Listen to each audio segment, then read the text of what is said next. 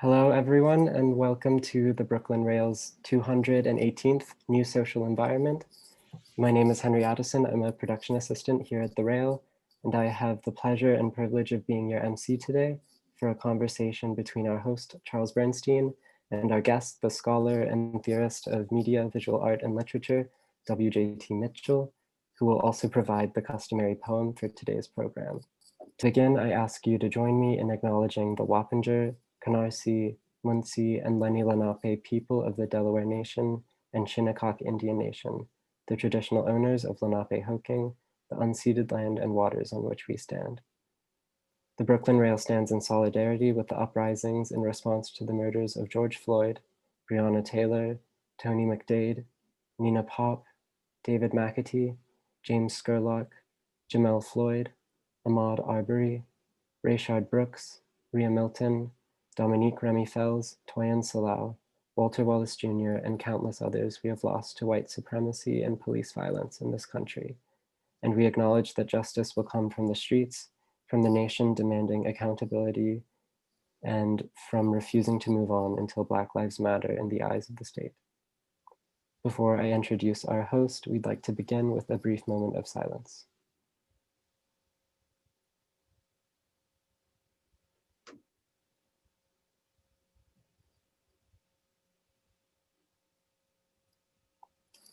Thank you. And now to introduce today's host, Charles Bernstein is a poet and scholar. He is a foundational member and leading practitioner of language poetry. Bernstein has published dozens of books, including poetry and essay collections, pamphlets, translations, collaborations, and libretti. His poetry has been widely anthologized and translated, and it has appeared in over 500 magazines and periodicals. His most recent book is Near Miss from the University of Chicago Press. Charles, please take it away.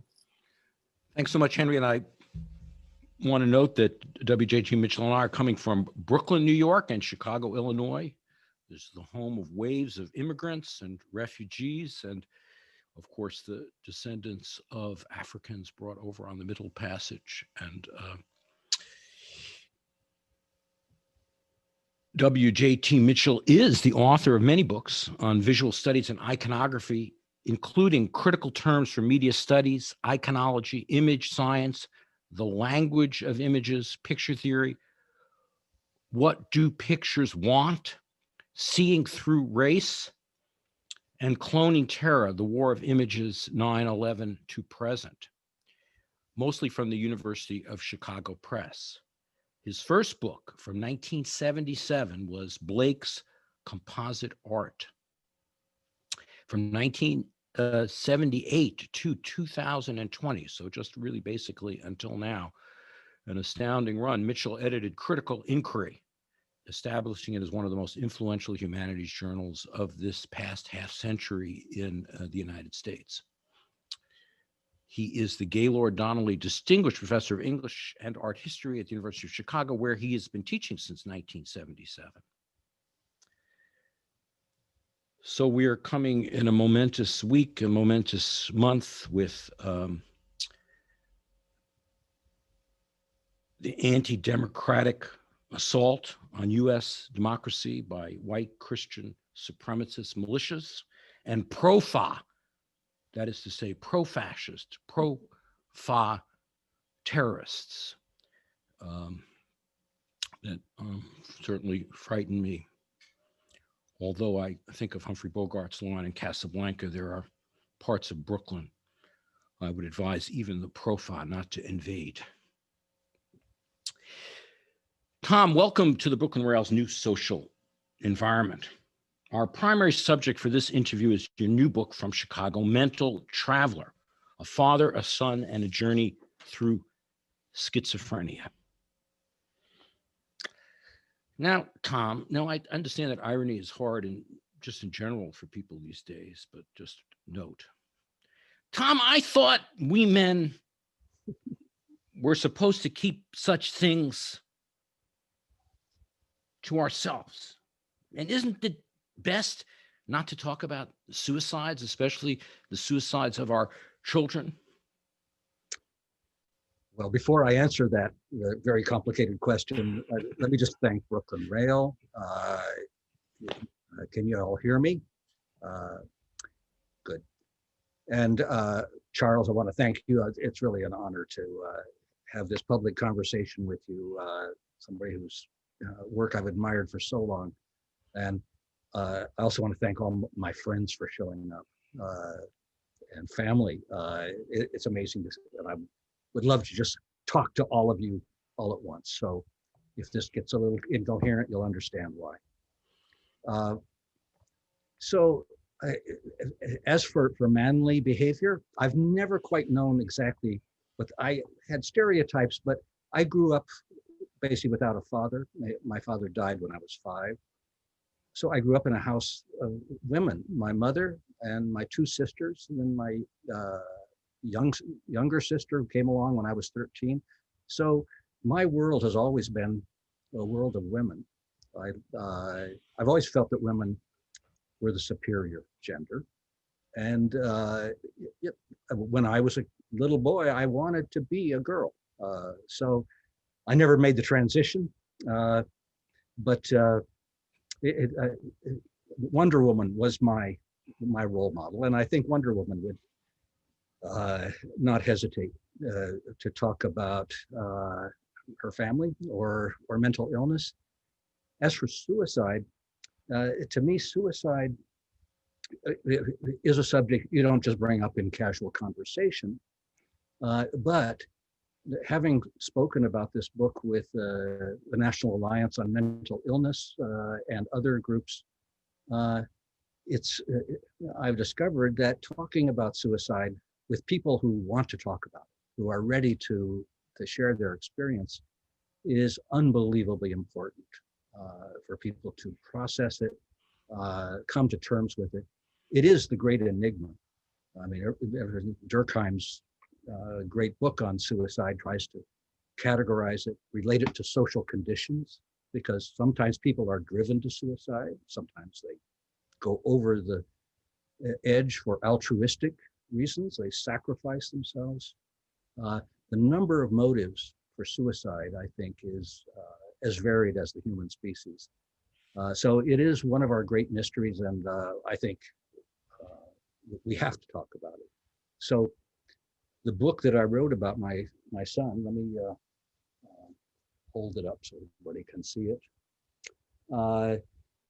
is not just about his suicide, which I still do not fully understand, because we had fallen into the illusion that somehow, or I had, that he had overcome schizophrenia, that he had beaten it. And in fact, I was sort of reinforcing that. I wanted him to get over his self-image as the sick boy, the one who was a victim of this illness. And of course, after his death, it occurred to me that I shouldn't have done that. Maybe I should have said, no, you are the sick boy, so you need to be more careful.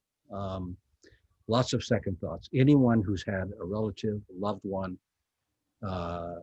spouse, child, brother, sister, lost to suicide, I think knows that it takes a fiber out of your brain that tears a part of you off. And so you don't get over it, but that doesn't mean you can't talk about it. So I try to find the right situation to talk about it. And I presume everybody here is probably pretty comfortable with it. If they aren't, they can always mute their device.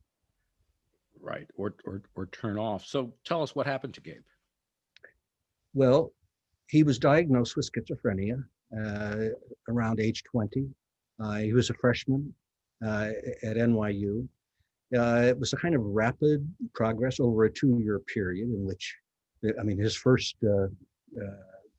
symptomatic behavior was a declaration that he wanted to become homeless and to join in the homeless community, because he felt they were in touch with reality in a way that us bourgeois professors and artists and academics are not. Of course, he was right about that.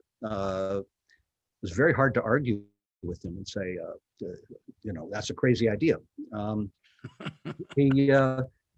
He spent the next about 8 to 10 years suffering a lot.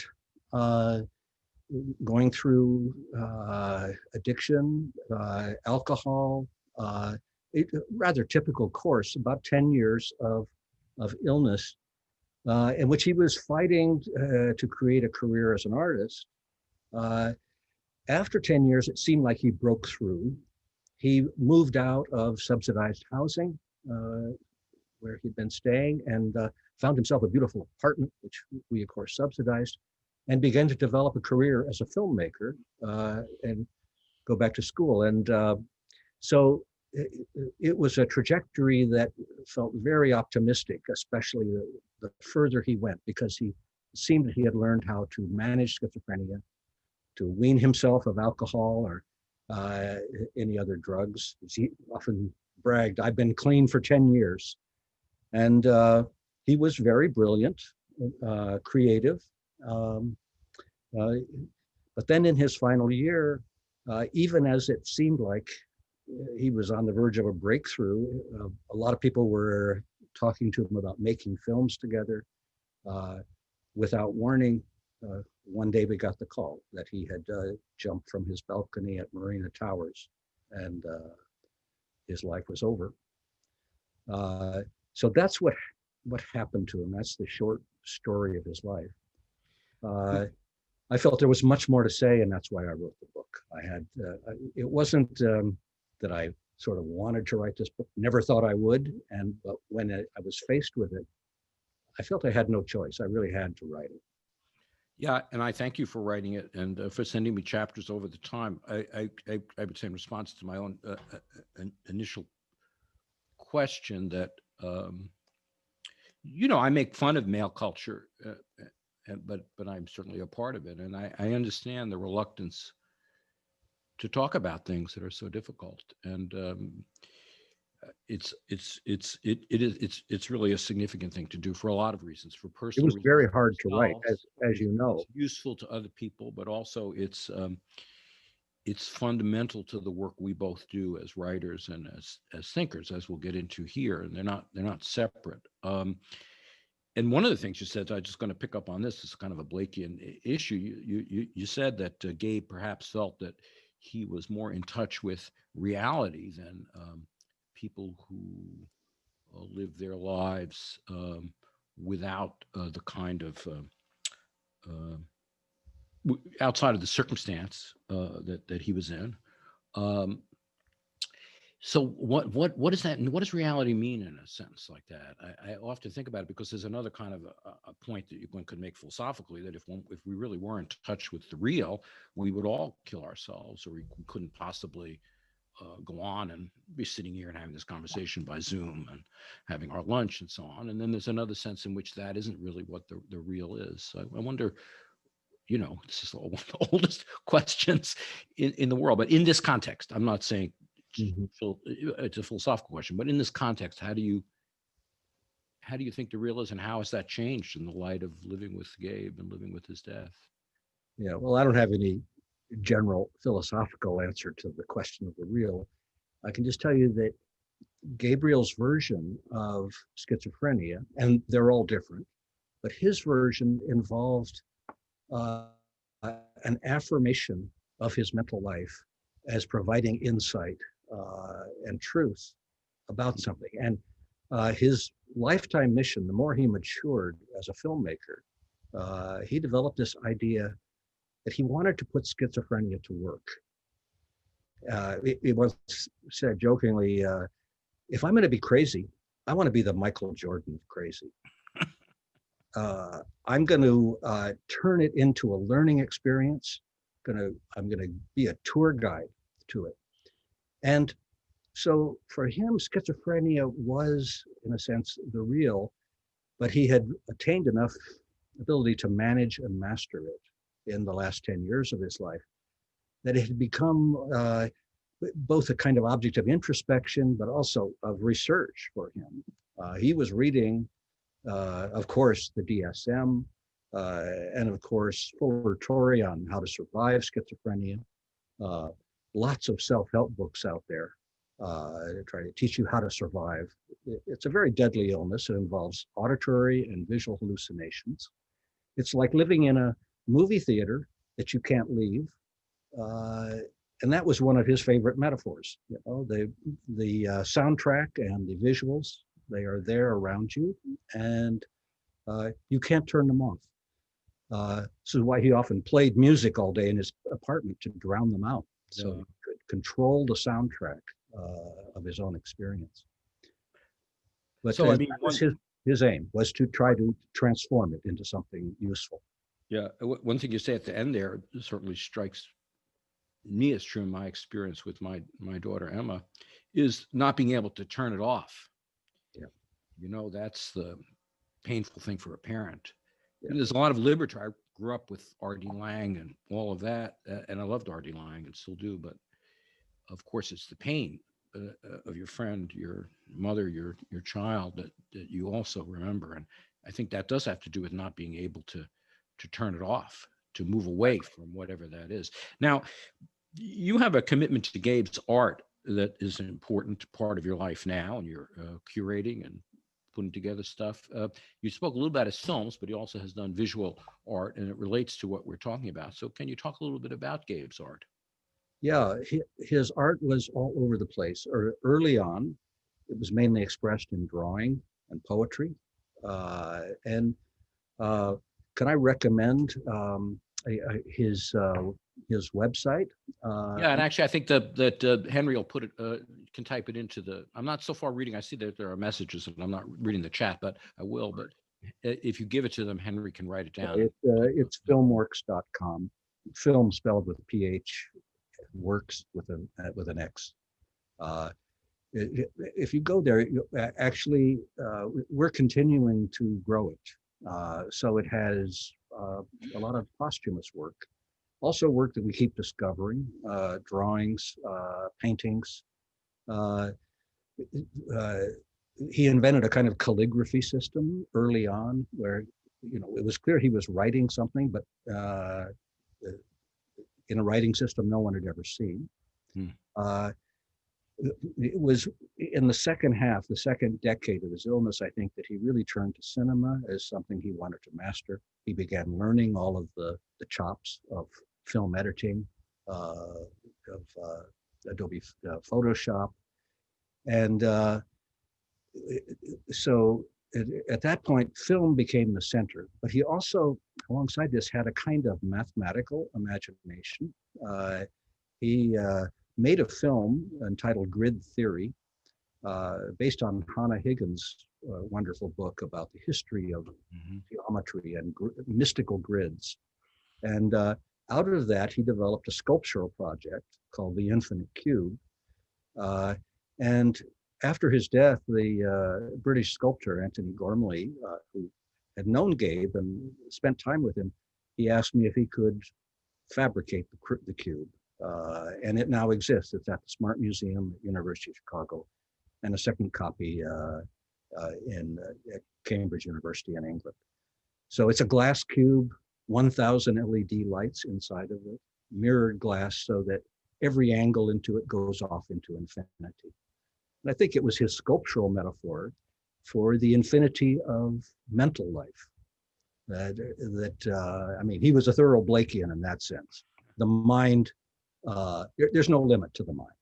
It just goes on, in fact, and that can be scary. It can be an abyss. It can also be a prospect of possibility. So the Infinite Cube is the one kind of what you might call finished, complete work of art that he left behind. Everything else was provisional, trial, and discovery. The most important film he made for the project of putting madness to work was a 10-minute pilot called Crazy Talk, which is also available on his website on FilmWorks. And Crazy Talk is a kind of hip hop mashup of scenes of madness, both individual and collective. And he wanted to steal footage from films everywhere. His great inspiration was Godard, and the way Godard, when we would say, Gabe, you can't take that, you'll need copyright. That's going to be impossible. And he says, Jean-Luc Godard doesn't ask for copyright. So Crazy Talk was his pilot for what was going to be a 9-hour magnum opus. Can you read a few pages from the book? I sure can. And in fact, this takes up exactly where our conversation just went. He wanted to call it the Histoire de la Folie, emulating Godard's 9-hour Histoire du Cinema. We had a study group on Godard with people like Tom Gunning, Yuri Sivy, and Miriam Hansen, in which we went through every hour twice of Godard's Histoire du Cinema. In imitation of that, Gabe promised to feature a stream of images, sounds, and texts pillaged from the vast cultural archive of madness, one that would converge on modernity, cinema, and the possibility that madness might be a species affliction, an even more universal syndrome than Nietzsche's famous groups, parties, nations, and epochs, all of which Nietzsche said were mad. Gabe's Ship of Fools would not have been Foucault's place of exile and exclusion, but the all-inclusive vessel of Spaceship Earth, a precarious updating of Erasmus's praise of folly, leavened by images from The Man Who Fell to Earth, Nicholas Roeg's parable of an alien visitor driven mad by his attempt to understand the human species by watching multiple television programs at the same time. This is the famous David Bowie sci-fi classic. Crazy Talk previewed the forum that the completed work was to have, a hip-hop mashup of stolen clips and stills from films about madness. Crazy Talk is accompanied by a melange of voices from interviews and performances and press clippings that document a contemporary epidemic of insanity. Gabe framed all these within cinematic simulations of sensory derangement, the mise en scène of schizophrenia itself, evoking them through special effects and attention to the very nature of the film apparatus and the space of the screen. He ended Crazy Talk with 2 abstract spaces. The first, a mathematically ruled grid, and the second, a vortex in which tiny human figures are whirled, showing the basic dialectic between order and disorder, rationality and madness that he wanted to depict. Not that the meaning of these abstract forms was fixed. In a talk he gave about the film, Gabe noted that the grid could as easily be associated with the prison of grandiosity as with therapeutic rationality. And the vortex, in turn, reminded him of Blake's symbol of the infinite that resides in a grain of sand. Quoting Blake, "The nature of infinity is this, that everything has its own vortex." The pre-production atlas of the planned film was well on its way, and that was my part. In making this film, Gabe assigned me the task of being his image researcher to make the pre-production atlas for the film, because that's my job. I research images from anywhere. I'll look at anything. So we were making a pre-production atlas, and it was on its way toward a reflexive turn on the very idea of the atlas as such, the crazy attempt to hold up the whole world, to see it all as if, in King Lear's moment of imagined lucidity, we were God's spies. It was to be a Herculean task, foreshadowed by the ambition of the schizophrenic art historian Abby Warburg to create a universal atlas of the pathos formulas, the passions and pathologies of human behavior. I suppose it's clear that by this point, our fantasies about the film were merging, and his dream was taking over my life as a scholar. Or was it the other way around? Was I swallowing up his project, making it mine? Either way, I am stuck with it, still inside of it. Some part of me went over the edge with Gabe and is still falling and flying with him. It was the best part of me. Did it go with him into the case that is the world that he created, that he was? I can't let him go, and still don't know how to end the book, or if I really want to. It has done little to assuage my guilt for failing him as a father, but neither has it lessened my sense of wonder at the life he gave us. I never wanted to claim that he was a great undiscovered artist. He was not a Van Gogh, but someone who felt that level of ambition struck down before he was able to fulfill it. What he gave us was something more profound than an oeuvre. It was an idea, a concept of transforming schizophrenia into something useful, putting it to work. Gabe never completed his infinite cube, but he did make a model, and Antony Gormley brought it into the world. He never made his 9-hour film or walked on the red carpet at the Academy Awards, but he gave me a model for how to survive and for a time prevail over schizophrenia. In the absence of the work, he gave me a job that will never be finished. Well, thank you for reading that. Those are the last couple of pages of the Yeah, that's the main part of the book. Followed then by my wife, Janice, who's here, by the way, if you look over. Janice's poems are in the book. And I don't know, 10, 20 pages of acknowledgments at the end, because one of the things we haven't mentioned, I should have mentioned, about Gabriel's way of inhabiting schizophrenia, because he believed that the mind is an infinite place, he believed this was true of everybody else. So in contrast to most people with schizophrenia, he was very outgoing, but his outgoingness meant he wanted to make contact with your soul when he met you. So small talk tended to disappear. He would immediately go to the heart of it. Who are you? What is your spirit? What is inside of you? So he had a great many friends. At the same time, he felt like an outcast.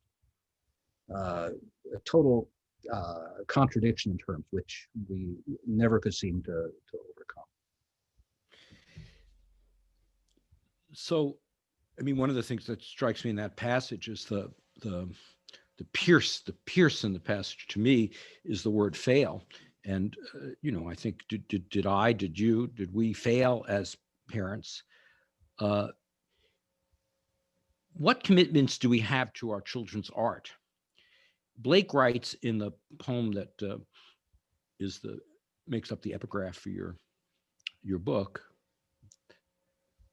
"For there the babe is born in joy that was begotten in dire woe, just as we reap in joy the fruit which we in bitter tears did sow." Is the babe each of our art, your book, our children's art, Gabe's art, sown in bitter tears? And these are the gems of the human soul, the rubies and pearls of a love-sick eye, the countless gold of the aching heart, the martyr's groan, and the lover's sigh.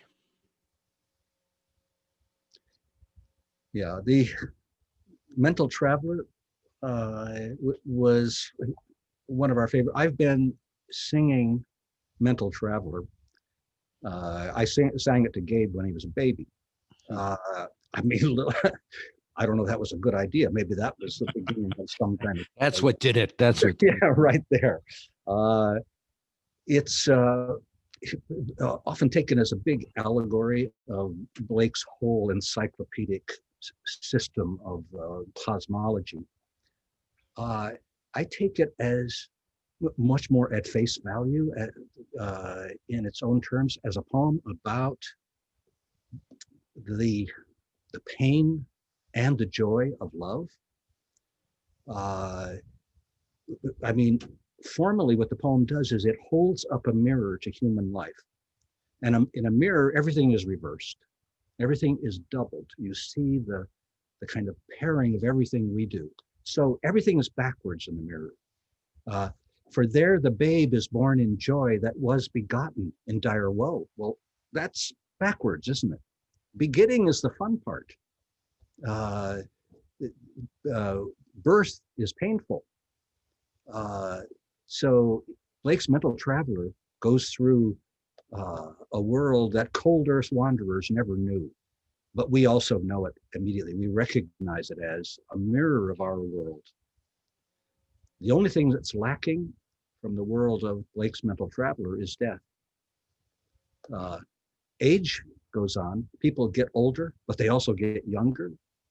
And in the cycle of the poem, the male and female characters, the girl and the boy, the aged, the old woman and the old man, they're always going in opposite directions. There's this precarious moment when they're the same age, and that's when things, well, sex and other interesting things happen. It turns out it's a kind of rare moment in our life when we meet our love object, and that defines us for a very long time. So it's a fantastic poem. No one has ever really completely understood it, I think, certainly not me. But I think it was also a key to Gabe's mental life, which was, since you mentioned R.D. Laing, Lang's wonderful observation about schizophrenia was that it was a broken heart, a shattered self, a feeling that your heart's desire had never quite been realized. And so yourself just broke apart. That was, to me, one of the crucial aspects. Gabe fell in love with a young woman, a wonderful girl when he was a student. He became obsessed with her. To the very last, he never gave up this hopeless love. So I know it's very old-fashioned. Clinicians, I don't think, recognize heartbreak. But to me, that was one of the great keys. Of course, he did have the illness of schizophrenia. The hallucinations, auditory and visual, were true. That was real. It was a brain disorder. But the broken heart was just as real. So you said you sang your version of The Mental Traveler to Gabe, and you did a setting of it, right? Can you tell, when did you do that? And can you sing it for us or part of it? Well, thank you for asking. Yes, I certainly will. Yeah, I grew up in an era of television where you said, would you sing it, as if that's a surprise to you? So we're trying to hide the fact that not only do we have the guitar ready, but even a backup. Just happened to have it right here. It seems spontaneous, but yet, even so, it is spontaneous. So please forgive the audio. When did you write this, though? When did you write the song? Janice, do you remember when I wrote it? I think it must have been in the late 60s, early 70s. I wrote settings for many of the songs of Innocence and Experience, following early biographers of Blake, who said that all his songs, he sang them, and that they were sung to the tunes of Scottish border ballads and Irish drinking songs. For instance, A Little Vagabond. Oh, mother, dear mother, the church is cold, but the alehouse is healthy and pleasant and warm. Blake was probably a Muggletonian who believed that the church should be an alehouse. You go there for pleasure and conviviality. He was an anti-Puritan, radical, anarchist Protestant dissenter. So just like all his many offspring, including me. So all of them were set to music. But Mental Traveler, I thought, should be set in a kind of heavy metal syndrome. So I should be playing an electric guitar with about 4 other guys in a big percussion session. You have to add that all in your mind. But here it is and I'm just going to sing a few verses. It's a very long poem, and I've never even tried to do all of it.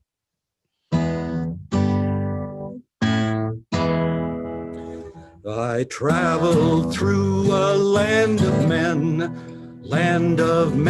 and women too, and heard and saw such dreadful things as cold earth wanderers never knew. For there the babe is born in joy, and was begotten in dire woe. Just as we reap in joy the fruit which we in bitter tears did sow. And if the babe is born a boy, he's given to a woman old.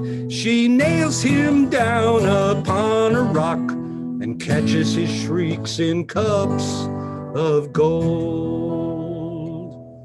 Her fingers number every nerve, just as a miser counts his gold. She lives upon his shrieks and cries, and she grows young as he grows old, till he becomes a bleeding youth and she becomes a virgin bride. Then he rends up his manacles and binds her down for his delight.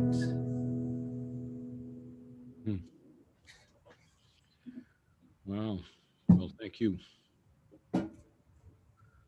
It's also like my dream of the musical, where people are having a conversation like we are having, and then somebody bursts into song in the middle, and it's all song at a certain point. So just like a little bit more on the poem. I'm interested in Blake's poem in relation to your book, which you discussed a little bit, and to Madness, which you could go into a little bit more, and also what you've also addressed to some degree, the continuing power of Blake for both of us, certainly, and for many others. I'm thinking of the line we just heard and saw such dreadful things as cold earth wanderers never knew. I mean, that brings up a little bit the issue of seeing the real, or being able to pull out of it and so on. Yep. And heard and saw such dreadful things as cold earth wanderers never knew. So cold earth wanderers are the people who can pull back, I guess. Is that in the image of the suffering of Gabe, of Emma, of other people? And I would emphasize with Emma was not schizophrenic, but was something else, but still a mental traveler and sufferer. Yeah, I think first the Mental Traveler is a report on a real that is revealed only, can be revealed only in poetry. In a mimesis, a mirroring of our reality, of the reality of Cold Earth Wanderers. We never knew it, but I've always felt like after you read this poem, you know it. So that's what the poem is for, to take us into that parallel world of exile, otherness that goes with, it's the stigma of mental illness, if nothing else. The symptoms, as Gabe always said, are bad enough, but the stigma, when you tell somebody that you're mentally ill, he once, a friend of his said, you seem perfectly normal to me, Gabe. And he said, yeah, that's because I'm heavily medicated, man. And well, that Cooper, the associate of Lang, said, which I always loved, used to play that. I made a collage with him saying this over and over again. It's the people who seem sane who are demonstrably crazy. And I think that going through this, this week as well as many others would, but it's a different sense of that. He spoke of being David Cooper being paranoid or echnoid, and that paranoid was at least closer to your mind than echnoid, which would be entirely out of your mind, as people in everyday life were. And this brings me to this next question, which you spoke of before as well, which is the Atlas of Madness. So one of your projects as a scholar and as a teacher has been to think about images of madness and the Atlas of Madness, or topologies of madness, iconographies of madness. Can you talk about that work? Sure. That's what I'm trying to finish that now. I thought I had finished it about 3 years ago, but then when I went to write the introduction, the memoir of Gabe's life took over, and so that has come first. So now I'm working on the Atlas, and the basic idea of it, I'm sure you all know the famous manual, the DSM, now in its 5th or 6th edition, the Diagnostic and Statistical full manual of mental disorders. There is a little appendix at the back of the DSM about what they call cultural and social dimensions of the question of mental illness. Very tiny. But it occurred to me is that we need a CSM to go with the DSM. That'll be a cultural and symbolic manual of madness. And the difference between madness and mental illness is mental illness is a little circle. It's, people who have a diagnosis, there's a clinical label that may or may not work, but they have certain characteristics, certain behaviors, and so they receive that label. Madness is the bigger circle, much bigger. We saw it on display 2 weeks ago, Wednesday, when we saw the pro-FA forces on the march, and we saw this kind of the libido of the Republican Party suddenly burst out into the open. Racism, anti-Semitism, anti-democracy. Really, it was a pro-fascist moment, asserting that democracy means nothing. We will lie to deny all that. So madness is a much more varied thing, and that's what I am trying to complete now. It has chapters. It's not systematic. Don't get your hopes up. It doesn't have numbered and subnumbered syndromes like the DSM. But it does try to talk, well, it's fundamentally inspired by one of our original inspirations, Nietzsche's remark in Beyond Good and Evil, that insanity in individuals is something rare. But in groups, parties, nations, and epochs, it is the rule. That kind of proverb of Nietzsche is basically the keynote of the whole book. It's looking at individual madness as simply a tiny subset of something much more pervasive, and that's the way groups, parties, nations, and maybe our species goes crazy. Because there's nothing to say that our species, it might be an evolutionary dead end. We're going to find that out, I think, in the next 100 years or so. If we can't adapt, we can't stop fouling our own nest. We can't stop hating each other, destroying each other. So that's the part of Gabe's project I'm going to try to pass on to my 7-year-old grandson.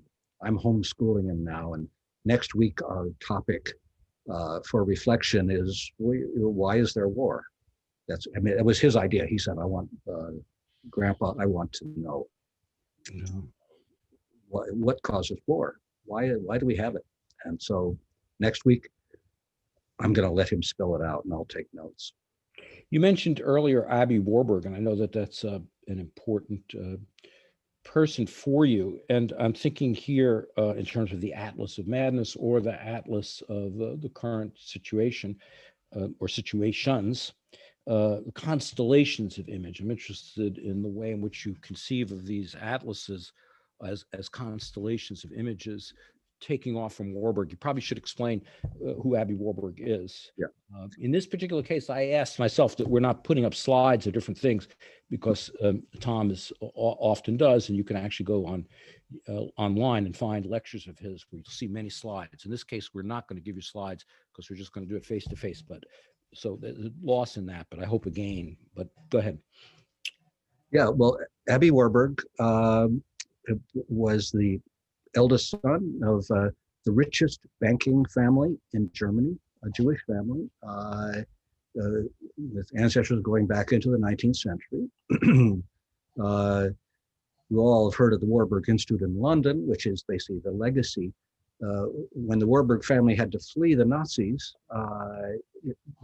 they moved to London. They brought their whole collection, including what Abby Warburg called his Builder Atlas. Mm-hmm. The Builder Atlas was also called Mnemosyne, the goddess of memory.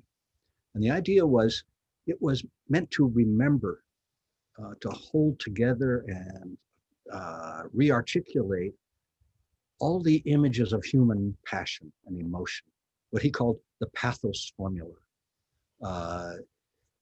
So it was going to be this, and it included not just all of the masterpieces of the Renaissance. That was his center, was Renaissance and medieval art. But he went to Hopi Indians in New Mexico. He visited there, came to California. He was a world traveler. So he wanted to bring in the pathos formula from every side of the planet. And by that, he didn't just mean the faces of human emotions. He also meant the cosmological figures, the diagrams. This is one part of it I think really appealed to Gabe, that it included cosmological tableaus of comparative cosmic structures. So Warburg's Atlas, of course, could never be completed, was never completed, but it achieved quite a bit. It's accompanied by, in the 20s, it had a 70,000 volume library behind it. The Atlas was the interface for this incredibly deep archive of human emotions, and it included, beyond the arts, newspapers. He photographed, for instance, the coronation of Mussolini. And then juxtaposed the tableaus of Mussolini's coronation with Roman ritual, because that's what Mussolini intended. That was his, the whole panorama and spectacle of power. So Warburg was an astonishing man, and he went totally crazy. He had a psychotic break in the week after the end of World War I. So, I mean, there's something uncanny about the 100-year cycle. I keep thinking about this, that 100 years ago, we were just coming out of World War I and in the midst of the Spanish, of the plague at that time. So Warburg went crazy. He tried to kill his own family. He was convinced that either the communists or the Nazis were coming to get them. And fortunately, he was very weak. They stopped him, took away his pistol. He spent about 4 years in Ludwig Binswanger's asylum. Crazy as a loon most of the day, but by tea time, he would clear up and have conversations with Ernst Cassirer and other visitors. So he was a remarkable human being, a great scholar. And as soon as Gabe said to me, you know, Dad, you're going to have to do the image research for my film. I said, well, that means an Atlas of Madness, which is, we've already got a prototype out there, Warburg. So a couple more questions, and then we'll go to the group for questions. And as we know, working within social media like this, we see madness erupting all the time in many different ways. Well, this is a huge question, and I'm going to keep it as simple as possible because it has to do with the whole nature of your very influential work. But I think people here in the Rail contexts are very involved with the visual arts, the contemporary art world. They're visual artists and people who write about art. The Brooklyn Rail is a very visual arts oriented publication. So I can't not ask you to talk about this work, but I'll ask in a very paradigmatic way.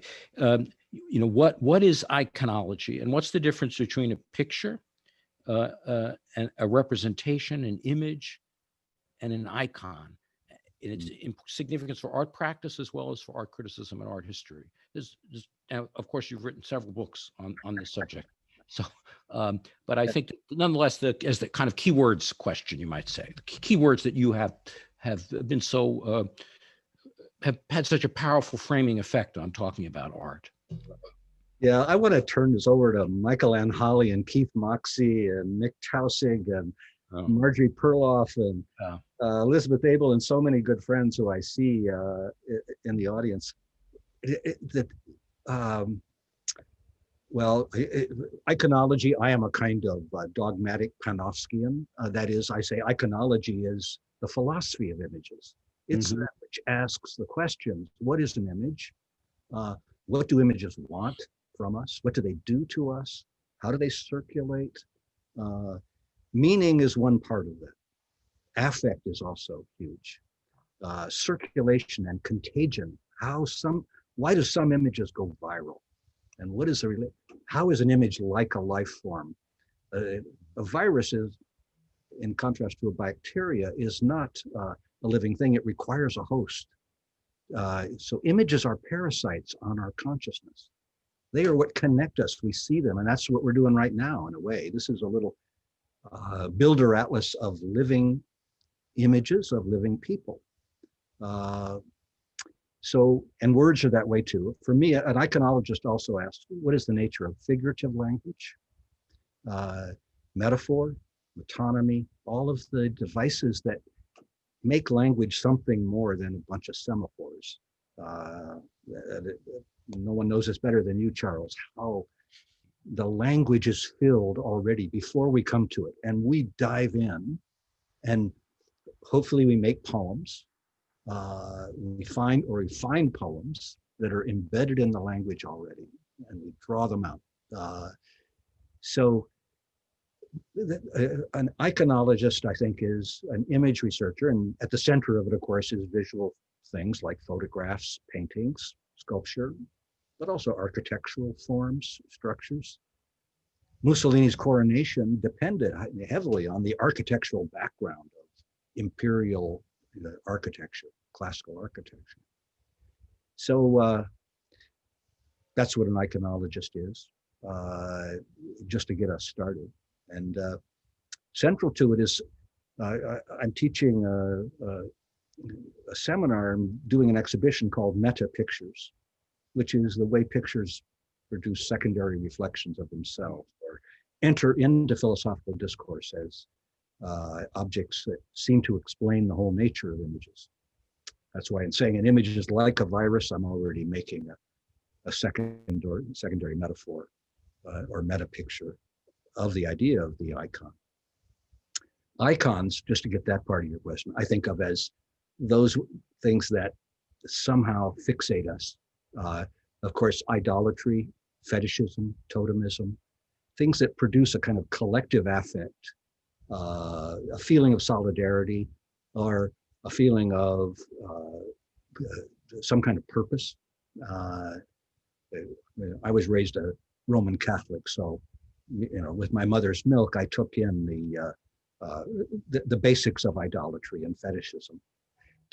For instance, the wafer, the communion wafer, taking that into your mouth and believing as a 12-year-old boy that in doing that, that even though no chemical analysis will show a body and blood, it is the flesh of Christ. It's dissolving and you're taking it into yourself. The feeling of rapture that went with that as a 12-year-old, believe me, that is highly organized, ritualized madness, which, as the Catholics always say, you never completely get over it, no matter how big an atheist you become. So obviously would be a long conversation to pursue that, but we want to focus on a mental traveler. But I still can't let you go before we go to open it up to the question of critical inquiry. I mean, that's such a huge presence in the intellectual and reading life of the culture that I've been in my most all my adult life, and you were at the helm of that for so many years. So can you talk a little about leaving critical inquiry and what you wanted to do with it, how it looks back, how do you look back on it, I guess, to keep it as simple as possible? Well, it's funny, it's less than a year ago that I stepped down as editor, back in July. I'm filled with, I'm proud of what we did, and believe me, it was a we. The editorial group, including one of the first editors, Elizabeth Abel, now at Berkeley, is here with us, and she produced the first feminist issue, Writing and Sexual Difference, I believe in 1980. It was a pioneering thing. She brought together all the foremothers of feminism. And then, of course, every other movement, including reflections on language poetry and deconstruction, Henry Louis Gates, soon after Elizabeth's issue on gender appeared, I got a letter from this assistant professor at Yale, Henry Louis Gates, saying, that was a great issue. Now I'm your man to edit an issue called Race, Writing, and Difference. And so critical race studies suddenly burst out in our pages. So it was a great adventure. I always felt as editor, my job was to be something like the steersman in a small and precarious sailboat, tacking across the wind, sometimes into the wind, sometimes going with the wind full in your sails, but not trying to guide it too much towards some particular destination. We wanted to go with the flow because critical inquiry flourished in a time when all the disciplines of the humanities and social sciences were undergoing profound paradigmatic revolutions. So we wanted to be witnesses to that. We wanted to be the critics who would sort the things that were happening and try to figure out what was authentic, what was truly original, what was merely fashionable. So we had a lot of debates and controversies. And it was a great adventure. But a year ago, March, without any sense of coincidence, as the pandemic was coming on, and as my young cohort of editors, I could feel the natives were restless. And I said, it's time.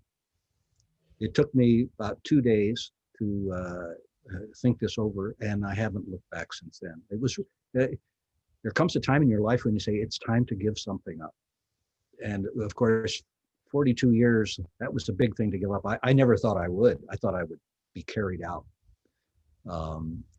But it has really actually felt like a great liberation, because the job of editor and of being a co-editor at Critical Inquiry is reading 300 pages of mostly academic prose every month. That's the job.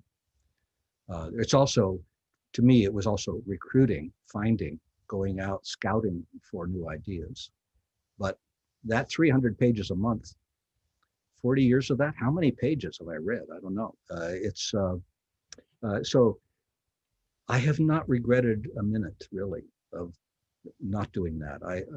I feel liberated by having passed this on now, shed it to my friends and colleagues. Well, on behalf of a number of people who are actually here today, but also so many of the readers, and also speaking as a person who remarkably early on was published by Critical Inquiry, before I was associated with universities, all of a sudden I was in Critical Inquiry. It was a great moment.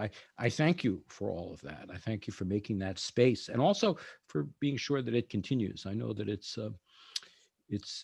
hard to continue. My friend Paul Beauvais, the editor of Boundary 2, also in a few years will step down, is navigating that same thing, how to keep the magazine going. So yeah. Now we will open it up, I think, to questions, right, Henry? I don't know how people who want to ask, I think we could put you on camera, and we want to leave a little bit of time for that. We're at about 1 hour out now, so a few minutes. Yeah, hi, thank you so much, Tom and Charles. We can move over to our first question, which comes from Marjorie Perloff. And you should be able to unmute yourself. Okay. And speak. Great. I have actually 2 questions. This was fascinating. Wonderful, both of you. You both said at the beginning, you talked about masculinity in relation to suicide. And so my question is, that I don't understand. I mean, is it easier for women? We have both mothers right here, Susan and Janice. Maybe they want to comment. Well, why should it be? Or is it even harder so that you don't want to write anything? You don't want to write a book. I mean, here we have the men having written the books. This is not a rhetorical question. I really don't understand it quite. Well, no, I don't want you to answer. I want Janice or Susan to answer. Oh. I should maybe silenced. Yeah. Okay. Well, sure. There's Janice is unmuted. So Go ahead. Yeah, actually, I had written to Marjorie in the chat that I think I got a good representation to answer this question in these meetings I'd gone to through Catholic Charities, which is the Lost program. And there were large groups of people and also small ones. And this was mixed in terms of gender. And I did see pretty regularly that the guys were having much more difficulty in discussing this. But one of the leaders was also a man who had lost, whose son had died by suicide. This is a group of parents and friends and relations who had people, usually younger people, occasionally parents though, who died by suicide. And once the person, if there was a guy especially leading the group, that would help other men to talk about it. And you were supposed to say, how did it happen? How did I react? And so I think when it's in a therapeutic group, it might be okay. I think publicly and socially, it's probably still very difficult for men. And easier for women. I think so. Yeah, I do think so. I don't know if I'm supposed to talk about this. Yeah. I mean, personally, I don't really want to talk about these things publicly. So whether I'm as a woman or as a mother, it's really not something I really feel like I want to discuss with the general public. So that's it for me. It's interesting. Let me ask my other question. May I, Henry? Let's go back to the cultural a minute. I come from as a culture, Viennese culture, where suicide was very common. You know that, between the wars. My mother had a friend who had a bad love affair in high school, committed suicide. That wasn't considered so uncommon. And it is a cultural thing in many ways. Wittgenstein, who I'm writing about now, his 3 brothers committed suicide. Think of that. There were 8 children, 3 brothers committed suicide, and he almost committed suicide himself. So it was sort of in the blood. How the mother reacted is not even clear, or how the father reacted. There's very little written on it. And it was supposed to happen for various things. But it is interesting to think about that, how it is also was really a cultural phenomenon where it was considered what you do. The one brother, I mean, they were all, for one thing, I think they were all gay in a culture that was very still, it was outlawed, and even Freud thought it was curable, etc. So the 3 brothers were involved in that in a way. But one of the brothers, supposedly his regiment mutinied during the war. At the end of World War I, his regiment mutinied, that just went off. So he committed suicide. I mean, it was just right after that. A very strange phenomenon. And I wondered whether anybody else had thoughts about the relation to culture. In American culture, of course, it is so frowned upon in a very different way, in the sense that older people are not supposed to. I'm somebody who believes my mother committed, it wasn't considered a suicide because she was very ill, and it was just considered, she died in her sleep. But the fact is, I know that isn't true, because she left us a note. So, and again, she came out of that culture where she had a very good life, but she was very ill and she was not going to live it. I feel the same way. I'm going to do it when the time comes. And so, which is very un-American, in a way. But I just wonder if you have anything, but either of you have anything to say about the cultural construction. Oops, there goes my phone. Well, I do, partly because I perform fairly regularly a piece for alto flute that I wrote in Gabe's memory, which has a lot of things embedded in it that have to do with his identity. And I found, in speaking to fellow composers, if I remember the first year it happened, and I said things to them about that, and everybody kind of freaked out. So now when I perform, I just say about our son who passed away, and I don't say to an audience what happened. And even then, people come up and say, "You're so brave." So you're totally right, Marjorie. A lot of people don't want to talk about this. Yeah, yeah. But I also agree with you, Marjorie. When I stepped down from critical inquiry a year ago, and I'll step down from life when I feel the time is right. I'm a firm believer in the ancient practice of assisted suicide. I want to have a really great party with all my friends. Petronius in Satyricon, I think, laid out the platform. You get into a nice warm bath. Your friends are around. Everybody is singing.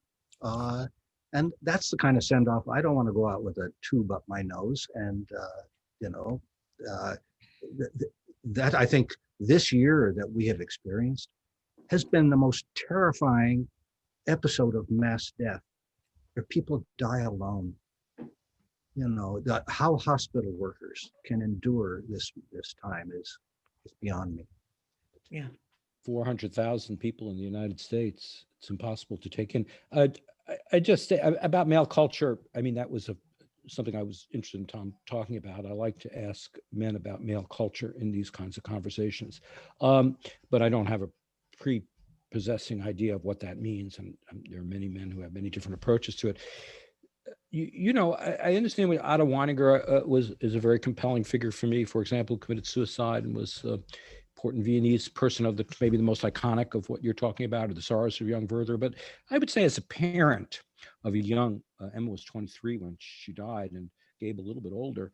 I mean, the thing that you're aware of is that it's just the pain and the suffering. And by the way, the iconicity of the death of both of our children is you know, shattering. So, I mean, you're dealing with a lot of pain, and you're dealing with somebody who's in pain, and you can't, or you didn't prevent it. So, I mean, I don't have a general idea of whether of euthanasia, I'm for it and so on. But I think that it's that fact of understanding schizophrenia, bipolar illness, not as a metaphor of some kind of liberation, but also and not to celebrate it and romanticize it while celebrating the people and what they did and their art, but also to recognize the suffering.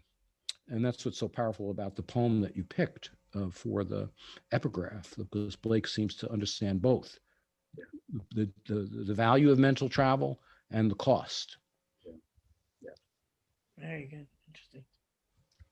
One thing about the gender issue, of course, I mean, statistics show that maybe men don't want to talk about suicide, but compared to women, they are pretty good at it. Gabe only tried once.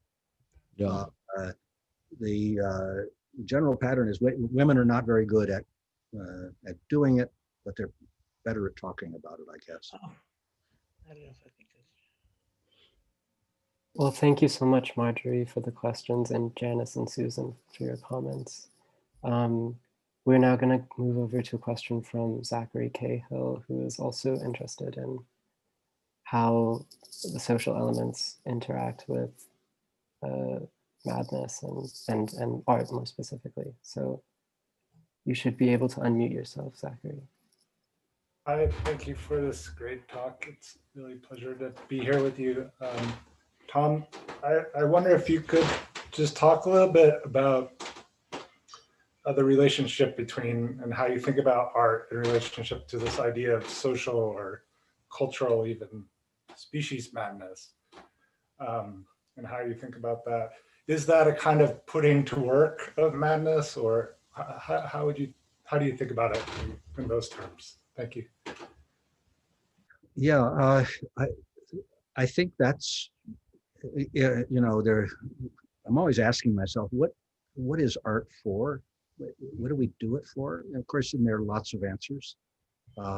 Just the pleasure of creation, the act of discovery, finding something in the language or in colors and shapes that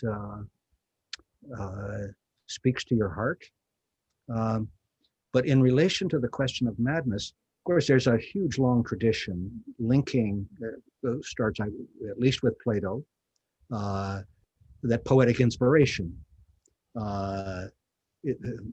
where I think of it in modern terms, and I hope in Charles's terms, as the way somehow the language already has poems in it.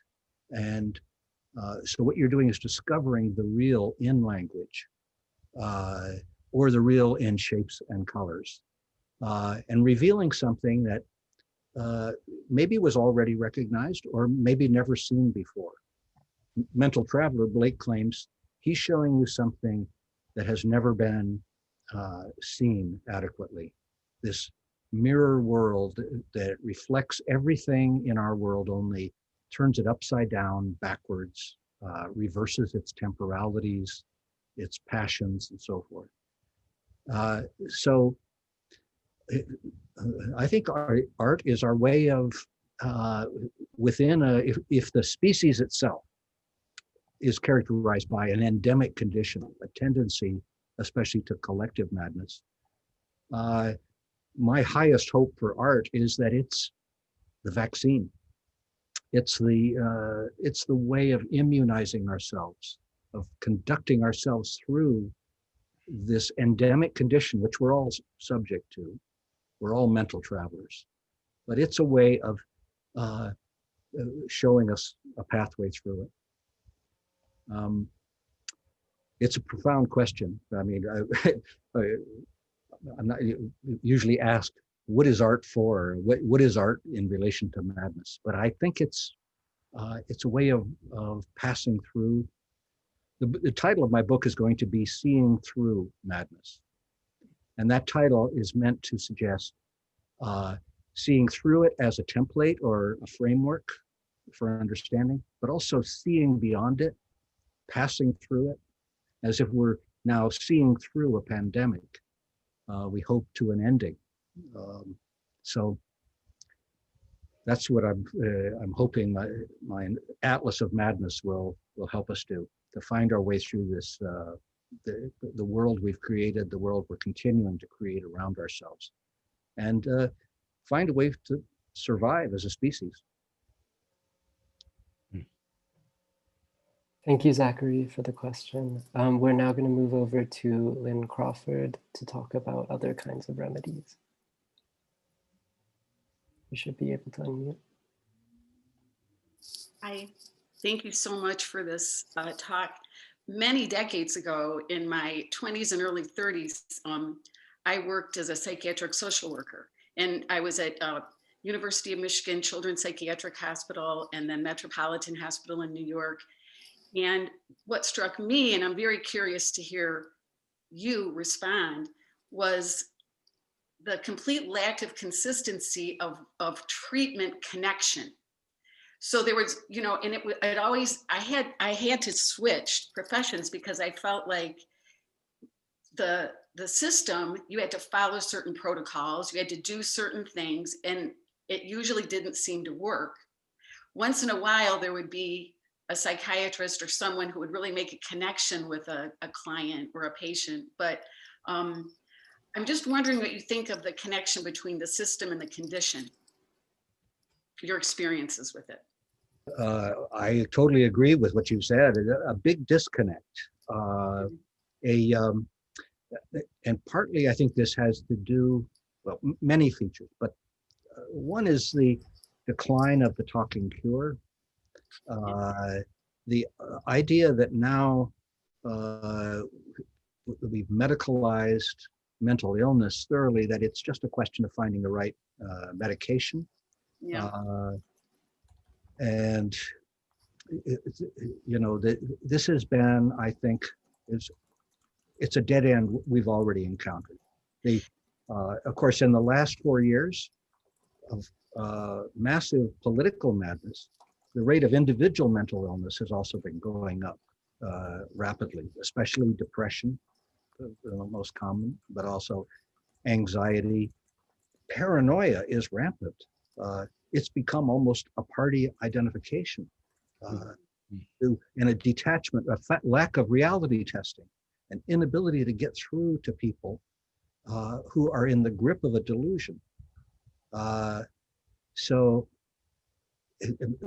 I think one of our problems is psychiatry has almost nothing to say about collective forms of madness.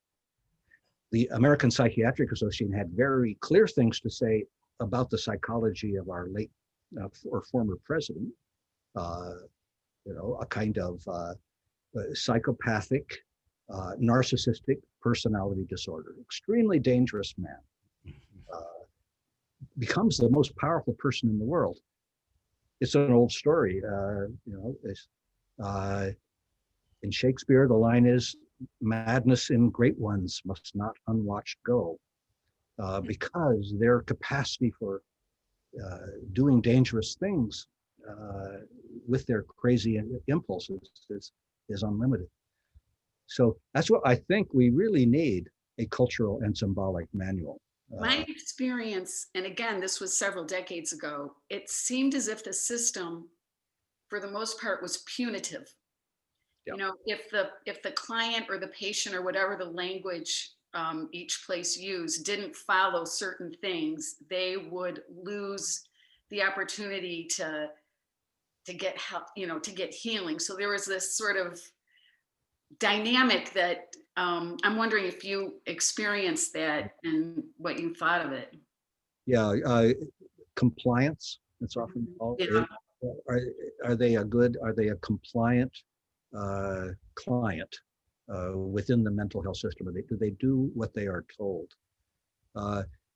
Gabriel was always on a kind of knife edge about that. He recognized that the medication for schizophrenia really did work, but he also recognized that it was a sedative, a super sedative. And we think that one reason he committed suicide was he wanted to lift the kind of veil that descends over you when you take a Zyprexa, Yep. in order to be sharp enough to do what he wanted to do. But that was a very risky thing. He couldn't lift the veil. So we have really not figured out what to do with mental illness, either individually or collectively. But I think your experience is very representative. And one I have thing- friends who are therapists, and they talk about how rough it is right now, how people are suffering individually from the world we're sharing. And one thing that's very important, which I want to acknowledge as we get near to the end, is that people who suffering from or have or are connected to mental illness are part of a disabilities rights community in which they're speaking themselves and listening to those people and understanding what they're saying, especially about, in respect to what Lynn is talking about, the institutionalization issues would be fundamental first, but also the other ones, is something that, you know, we have the opportunity to do now, and we are doing, and I know that Tom is doing that in his atlas as well, because that's something that wasn't always available. I mean, it was available through art, but I'm talking about other forms and the ability through disability rights movement activists to hear voices that otherwise haven't been able to be heard. So Thank you. Thank you so much, Len. We are going to take one more question before moving over to our publisher and director Fong's closing remarks. So we're going to hear from G.E. Schwartz. You should be able to unmute yourself. Oh, greetings, good afternoon. Thank you so much, Tom, and good to see you, Charles and Marjorie, again. I was wondering, when you're talking about earlier about the cultural aspects of these things, do you think in any way like soteriology, in addition to some of the other therapies, might be of any use here for some? Remind me what soteriology is. Basically working on the soul, you know, as a way of talking about, as a way of opening up, not necessarily implying necessarily God or something like that, but using that language. I know there was a recent article on where Beckett explored these things for his own anxieties and things that he was trying to work through, and came upon things like Thomas à Kempis and other writings of that kind of thing that got him thinking and writing, and then his writing almost became a way of working through it, which taken from that. But anyway, but it started with soteriology. Mm-hmm. Well, it's not a part of my vocabulary particularly, but I'm a firm believer in something like a soul, which is not necessarily a unified entity. To me, the soul is actually the thing that doubles us, that makes us hold the mirror up and recognize that we are something inside and outside of ourselves at the same time. So, and we know that souls can be murdered. soul murder is one of the things that, for instance, horrible, awful living conditions, poverty, overwork, neglect, isolation, prison.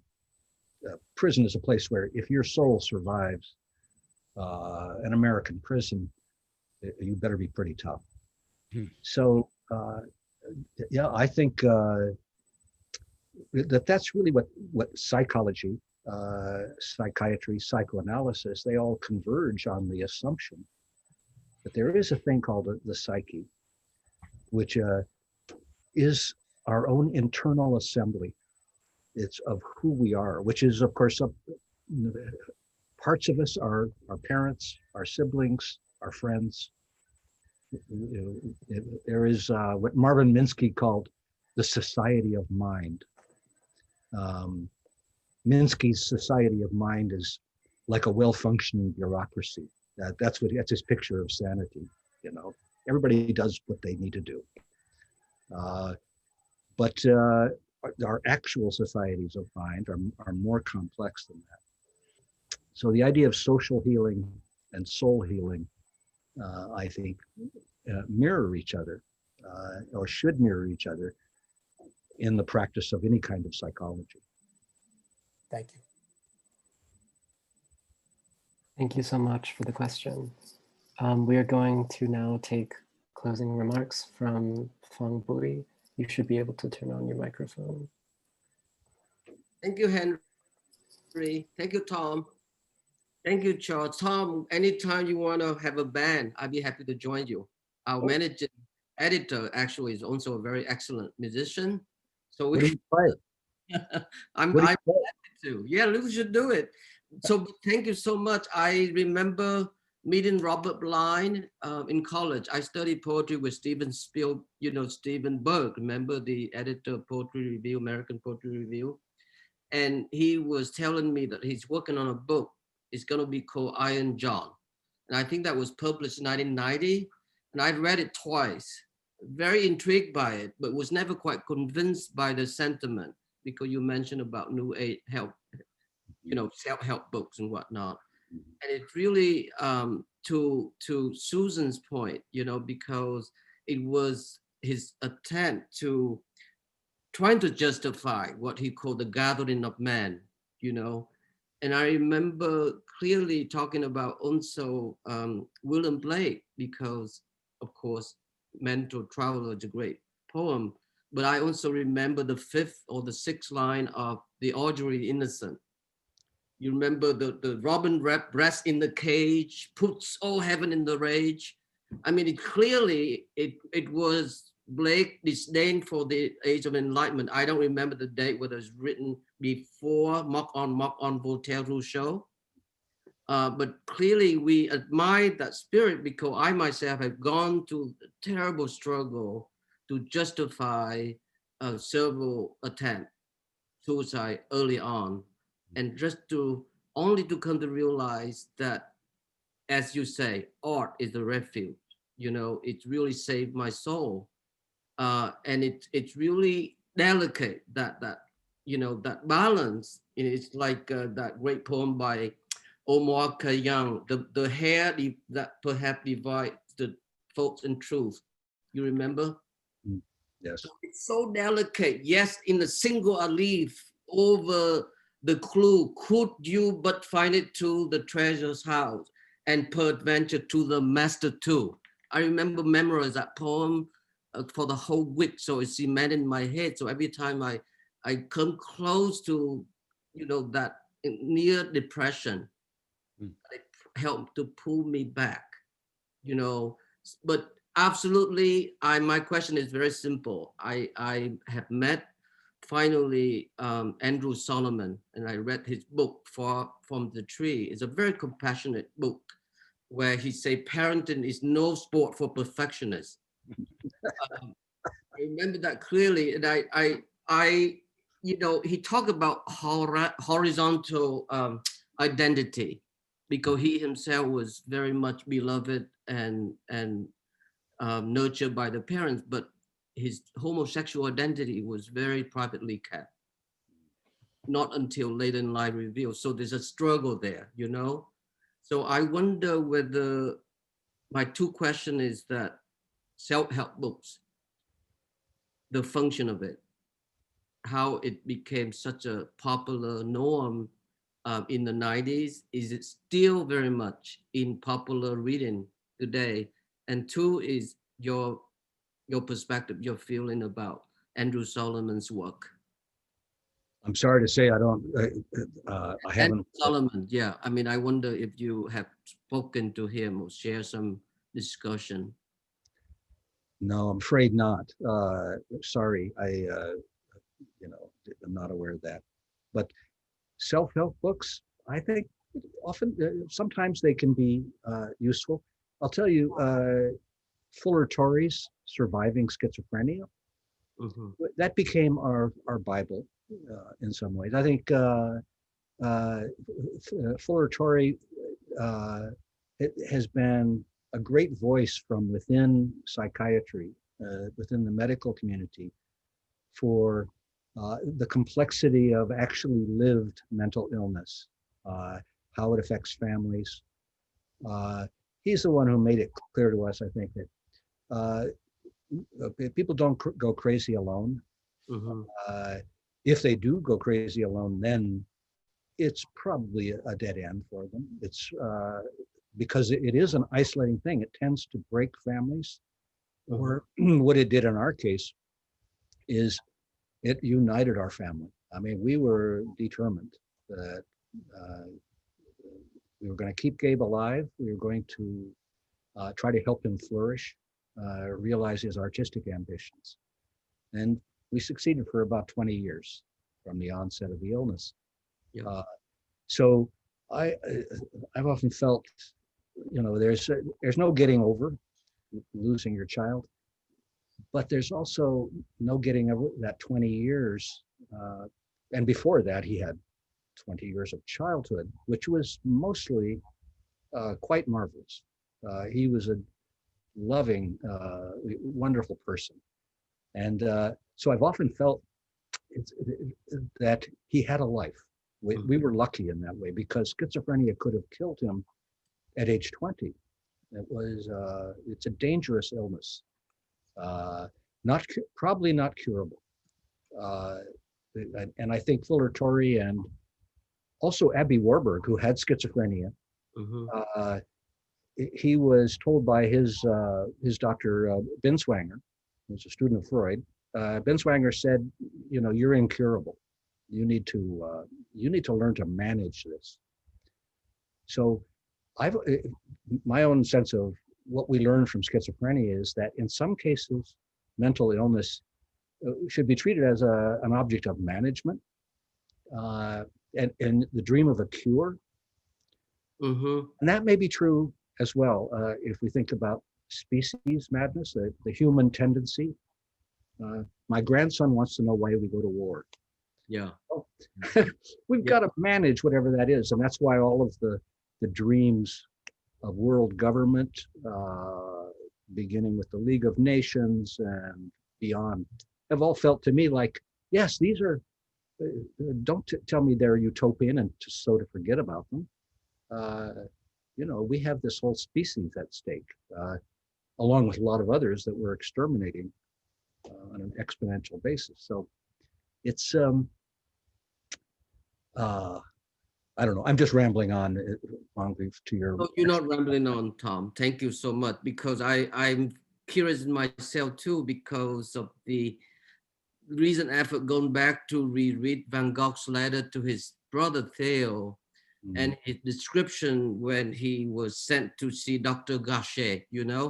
His analysis of Dr. Gachet to Vincent was amazing. How he described that he's more mad than I am, but because of such attribute that entitled me or brought me near him to be his brother potentially. So my feeling is this also.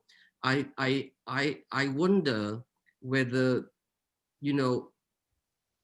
these people have a greater awareness, like your son and others, of their immortality, because we often felt that when we encounter Van Gogh's work or Jean-Michel Basquiat or other artists who have left us early, that they have an incredible timing of their life on earth, you know? That was definitely true for Gabriel. He one of the things he talked about was how people are always changing. And then he made this remark, I don't understand. This was in an interview that was done with him. He said, people are always changing, even beyond the grave, they are changing. Mm-hmm. And I thought, well, yes, certainly this is true of his case. I mean, his website, folks, is still there. I urge you to go look at film work, because there you can get pretty much unmediated what his art was, what his films were about. I've only mentioned Crazy Talk, but there is his film Grid Theory. There's also a film about 1968. Mm-hmm. He assembled all the images and clips he could of the events of 1968. And then he asked our next door neighbor and dear friend, Bill Ayers, to read aloud Fugitive Days, his memoir, and took Bill's voice and overlaid it with all the images from Chicago 68. It was the last film he made, and it showed it. He really was becoming master of what you might call creative documentary montage. Yeah. You assemble an archive, and then you weave it together, inspired, of course, by Godard's techniques. Yeah. So, yeah, I think he predicted his own immortality, and we're happy to cooperate. Me too. I'm now curious about his work, so I will look it up. Thank you, Tom. Thank you. Filmworks.com. Thank you so much. I write it down right now. Thank you so much. Back to you, Henry. Thank you, Phong, and thank you so much, Tom and Charles, for today's conversation. It was brilliant and sensitive, and it's very touching to see how important building solidarity is to both of you. And thank you for sharing your experiences, and thank you for telling us about Gabe and his work. So there is not much more to do other than say thank you to everyone who tuned in today.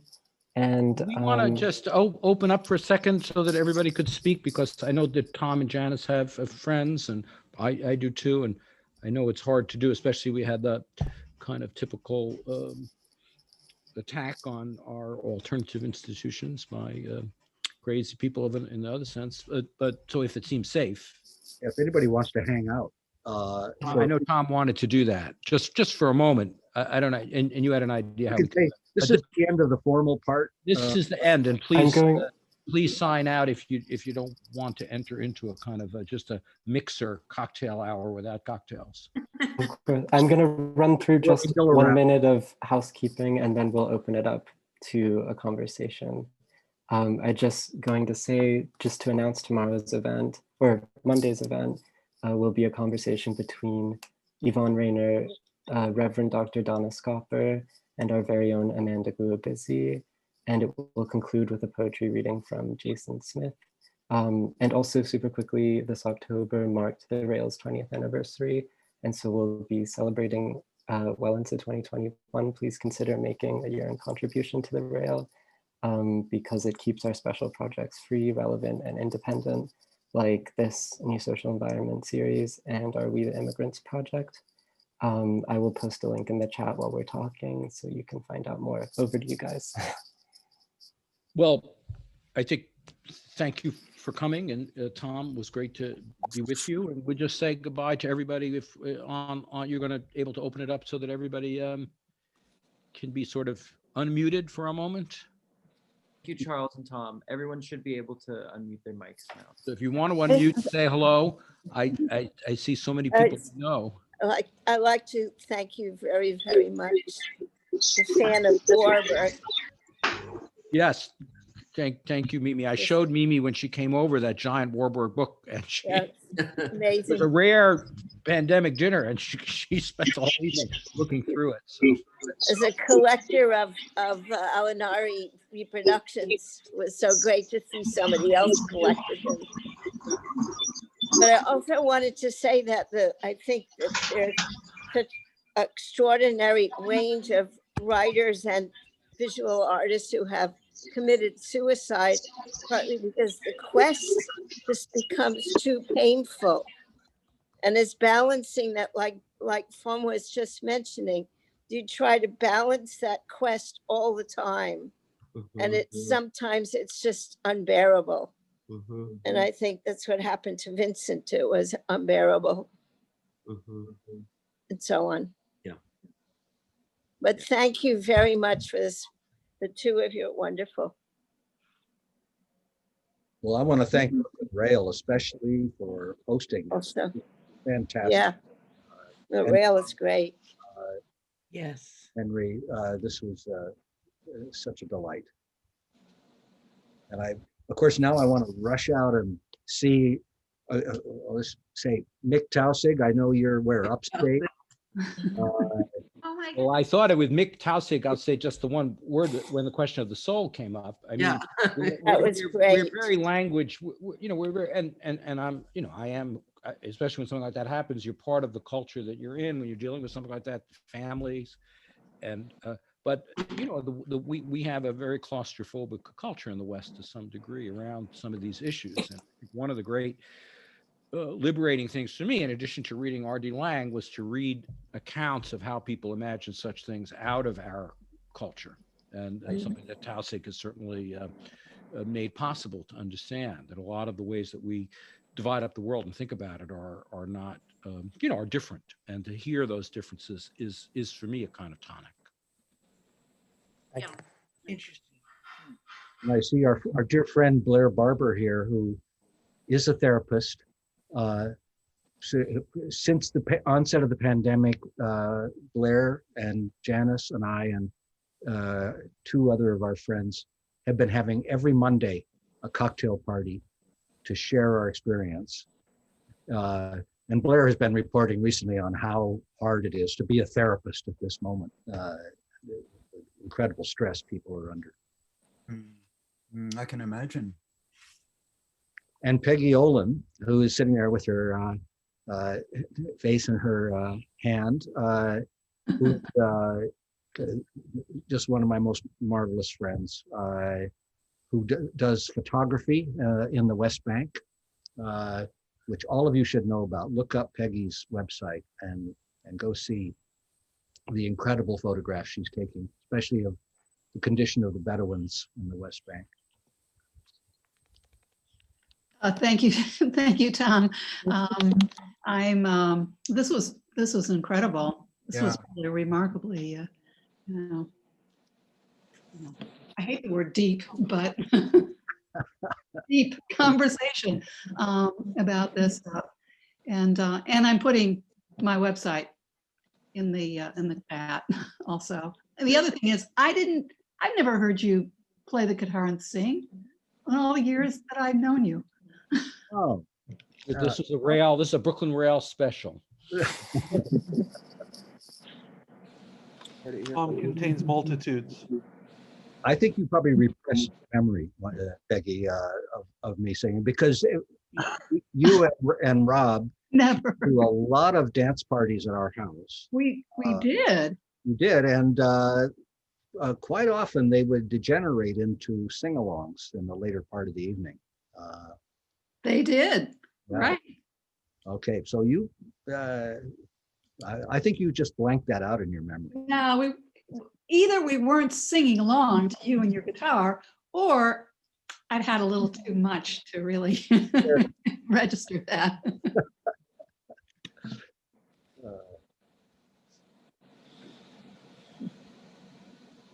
So thanks, Henry. It was great to be together, and thank you so much, Tom, for talking about, for writing the book and talking about the work, and for your work as a thinker and a writer and for critical inquiry. Thank you very Yeah, much. thanks so much, Thank Tom you, and yeah. Charles. Thank Such So a much to moving think about. conversation. Tom. Thank you so much. Thank you so Yeah. much. Henry. Thank you so much. Everyone take care of Charles, yourselves. Thank you It's so great. much. It's Thank been, you. Good to see you, Susan. Thank you so much. Yeah, Hi, it's great. Susan. Hi, Mick. Hello. Hi. Hello, Marjorie. I'll talk to you Hi. soon. Hi, Mimi. Good to see you all here. Hi, Lynn. It's amazing. Hi, Charles. Hi. Thank you, Brooklyn. Thank you, so much. Brooklyn Rail. Thank you. Can't wait to see Gabe's work. I'm gonna look at after this and sending you all love and courage and plenty healing power for 2021. It's the beginning for all of us. So Yes, yes, it is. One day at a time. one day at a time. That's it. Thank you so much. Be careful. Bye, bye, you all. Thank you.